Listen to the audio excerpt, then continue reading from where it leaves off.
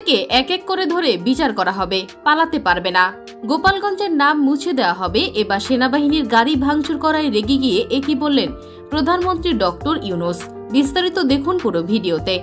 দর্শক, গোপালগঞ্জ সদর উপজেলার গোপীনাথপুর হাসপাতাল এলাকায় আওয়ামী লীগের সমর্থকদের সঙ্গে সেনাবাহিনীর ধাওয়া পাল্টা ধাওয়ার ঘটনা ঘটেছে।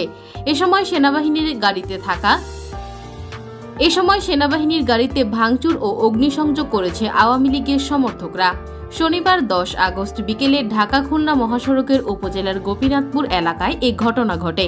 পরিস্থিতি নিয়ন্ত্রণে আনতে ফাঁকা গুলি ছুড়েছে সেনাবাহিনী। এতে 2 শিশু গুলিবিদ্ধ হয়েছে।